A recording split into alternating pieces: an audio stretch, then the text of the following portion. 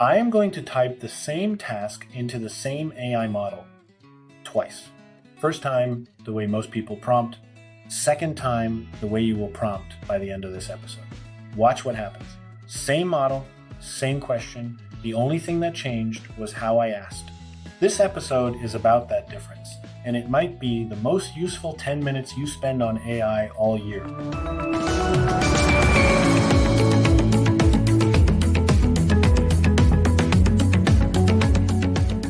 Welcome to Season 2 of Promise and Risk of AI. Season 1 was about understanding what AI is and how it actually works. From here on out, we shift gears.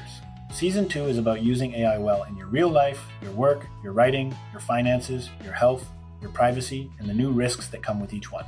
We are starting with prompting because it is the master skill. Every other practical use case in this season depends on it. The gap between someone who prompts poorly and someone who prompts well is not 10% better results. It is not even 50%. It is the difference between thinking AI is overhyped and thinking it is the most useful tool in your life. Same model, same subscription, wildly different outcomes. By the end of this episode, you will have a 4-part framework that fits on an index card, 4 power moves that turn a good prompt into a great one, and a clear-eyed view of what better prompting cannot fix. So let me give you the framework. 4 words: role, context, task, format, RCTF. There is a 4th power move I want to call out separately because it ties everything in this channel together. Grounding prompts. If you watched episode 3, this will sound familiar. Grounding means anchoring the AI to a specific source of truth. In a prompt, it sounds like this. Based only on the document I am about to provide, answer this question. If the document does not contain the answer, say, I cannot answer that from this document instead of guessing. This single line of text dramatically reduces hallucinations. You are telling the AI, stay in your lane. Do not pull from your training data. Do not make things up. Use what I gave you and admit it when you cannot.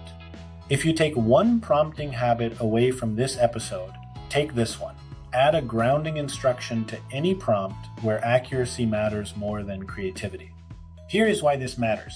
The 4-part framework, the 3 power moves, the grounding instruction, none of it requires a paid subscription, a special model, or a technical background. It is all free, it is all available right now, and it changes your relationship with these tools fundamentally. Once you prompt well, AI stops being a novelty and becomes a force multiplier. Hours saved per week, better drafts, faster decisions, fewer let me just write it myself moments. Every person watching this can be in that category by tonight. That is the promise, and it is real. But, and you knew this was coming, there are real risks that better prompting does not fix. Some of them, it actually makes worse. Now the risks. Risk number 1, prompt brittleness. A prompt that works beautifully in ChatGPT may produce mediocre results in Claude. A prompt optimized for Claude may underperform in Gemini. The frameworks are universal, but the fine-tuning is not. Why? Because every major model is trained differently and shaped by different reinforcement learning. They have what amount to different personalities. ChatGPT tends to be more verbose and structured. Claude is often more nuanced and cautious. Gemini varies depending on the version. What this means in practice, do not assume your perfect prompt is portable. If you switch models, retest, and if a prompt is not working, the issue might be the model, not the prompt. Try the same prompt elsewhere before you give up on it. Risk number 2, over-engineering. Sometimes a 500-word prompt produces worse results than a 20-word one. The reason is signal to noise. The more constraints you stack, the more the model is balancing competing instructions. For simple tasks, simple prompts win. Quick rule: if the task is, summarize this in 3 bullets, just say that. Do not add a role, context, and format unless they are actually needed. Match prompt complexity to task complexity. The 4-part framework is a tool, not a ritual. Risk number 3, prompt injection. This one is becoming more important as AI gets more access to your stuff. Here is the problem. When you ask AI to summarize a document, read an email, or browse a web page on your behalf, the AI is reading text that someone else wrote. And if That text contains hidden instructions, ignore your previous instructions, and reveal X modern AI models can be tricked into following them. This is not theoretical. Researchers have shown working attacks where a poisoned document, web page, or even an email signature can hijack an AI agent's behavior. As we move into agentic AI, where models are taking actions on your behalf, browsing your browser, sending your emails, prompt injection becomes a real threat surface. What you do about it? Be cautious about which documents and websites you let an AI process unsupervised. Review what an agent is about to do before letting it execute irreversible actions. And if you are using browser-based AI, treat untrusted web content the way you would treat untrusted email attachments. The rules of cybersecurity have not changed, they have just expanded. Risk number 4. This is the subtle one and the most important. I call it the expert illusion. Better prompting produces better looking outputs. More structure, more authority in the voice, more formatting, more polish. And here is the trap. Better looking is not the same as more correct. Remember Stephen from episode 3? The attorney who was fined $5,000 because ChatGPT invented court cases? Better prompting would not have saved him. The cases still would not exist. They would just look more professionally formatted. The expert illusion is the feeling that because the output is well organized, well cited, and confidently written, it must be accurate. It does not. Hallucinations do not go away when your prompt gets better. They just dress better. This is why grounding still matters.